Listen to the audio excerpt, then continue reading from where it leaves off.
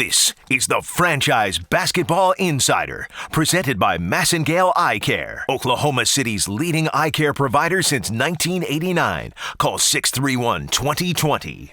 Greetings, basketball fans. There was plenty to talk about today after the Thunder practice following the 124-92 loss last night to the Spurs inside AT&T Center. Kevin Durant only had 16 points in the game. Steven Adams criticized for his defense of the bigs, and both addressed those criticisms and questions after practice today. You've got to make a statement that this is going to be a series because they won by such a large margin last night. Well, if you ask them, they respect us. They don't think I don't think you guys understand. Like it's game one. They've been in this situation plenty of times, especially with us. So they know it's a series. You know, from the outside looking in, us losing obviously doesn't look like it. We weren't favored, all of this stuff, but they respect us enough to know they got to come out here and play game two. So our sense of urgency was there. They just played better than us last night. We wasn't lazy. We wasn't. Like I said, we prepared for this game for 3 days, and we came out and didn't play well. Guys were focused and locked in. We just didn't play well. Like I said, they put us in tough positions all night. So they respect us, and they know they got to come out here and play well and play hard in game two. They're not going to coast through the game. We got to get back, too. You know, they're leaking out a bit. You know, especially Leonard, when Russell shoots the shots, he's just getting out and running in transition. That's what they want him to do. So we got to get back guys in the corner. You know, it's tough for Russell to get back when he's at the rim or he's shooting the ball, whoever's shooting the ball. So we got to get the other guys to get back. So, you know, it's something that we watch. We got to be better next game. Kevin, what did they do that makes it so tough at the rim? It seems like they're the best in the league. It doesn't matter if it's Russ attacking the rim, or even if you're at the rim, there's just tons of people there. What do they do? Is there any secret to it? They're just at the rim. They don't foul, and they contest at the rim. Simple. How much does your playoff experience kind of help you guys reset and move on to game two? Oh yeah, just being in this position before and losing the first game and just knowing on the road, you know, I just want to come in here and try to get one. You know, that's the mindset when you start off on the road. So, you know, we're excited about another opportunity. We're not used to see you guys take a beating like that.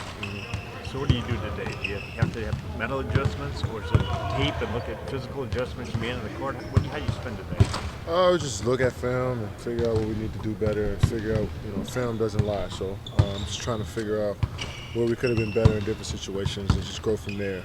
But guys are excited, confident still, and just got to go out there and play tomorrow. When you watched that tape or film, what did you see? That we were, you know, they got into the paint a little easier to kick out. I think we're a little pick and roll coverage. We got to be a lot better from the guards and the bigs. We got to, you know, shift out and guard the three-point line as well. Their transition, we just got to get back, get matched up, and not give them easy points. And they had Kawhi Leonard starting out and Russell Westbrook. That kind of guys get you off track from the start? Not really. I think, you know, like he was saying earlier, that their bigs do such a great job. I think Kawhi Leonard and Danny Green are so great at funneling you to the help, and so they do a good job of just funneling you to the bigs and make you try to finish over the top. Like I said, they don't foul up under there too, so it makes it a little tougher, you know, getting to the basket. So they do a good job of, you know, knowing where the help comes from and just making you play into that crowd. So we got to do a better job of, you know, making 3 or 4 passes and finding an open shot. How challenging is it that the Spurs do have that second perimeter defender like Danny Green? It doesn't seem like a lot of teams have two defenders as talented as those two. Yeah, they're good. They're good defenders. But it's in this league, man, it's not about just one-on-one guys. There's a lot of one-on-one good defenders in this league. But it's about how you can help your team and how, you know, both levels are covered. You know, they cover it at the rim and on the perimeter. They do a good job. So it's more, you know, it's not just 1 or 2 guys, it's the whole team and what they do as a group collectively. And it's a team sport, man. I think we get away from that too much when we're talking about players and what they can do as a team sport. And they do a good job. Their schemes on defense are pretty good, along with having really good defenders that can guard multiple positions, that can use their hands well. So, but, you know, once you get past them, it's about who's at the rim, and they do a good job of being at the rim. This isn't the first time that y'all came back from big losses in San Antonio. Mm-hmm. How do you think you'll respond compared to, I guess, a couple of years ago? I don't know. A couple of years ago. Did we do it again? A couple of years ago. Whatever. Yeah, they got beat pretty bad here a couple of years ago twice.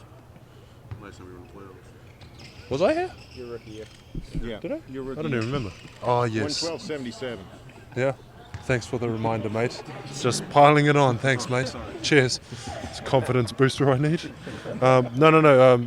Yeah, I feel like we understand what we have to do, man. Coming into game 2, game 1 was just, yeah, it was the opposite of aesthetically pleasing, put it that way. So, yeah, we're just going to come in, give more effort. You started on Aldridge and he kind of got 2, 3 times early. What was the issue there guarding? It was the pick and roll coverage, bro. Just getting dragged out, getting dragged down too much, and he's just standing up top, and it's just harder to go back and close out on him. We're just getting stretched out too much. And that's just effort based, really. Yeah, just understanding coverage and stuff like that. Were there communication breakdowns on that too?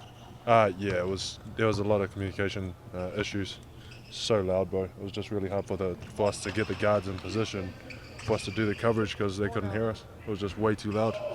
But we got to somehow, I don't know, start speaking bass here, I guess. I don't know. Just try and figure it out though. Besides beating you by 32 points, did they do anything else that surprised you? No. No, they just played their Spurs basketball, as they do.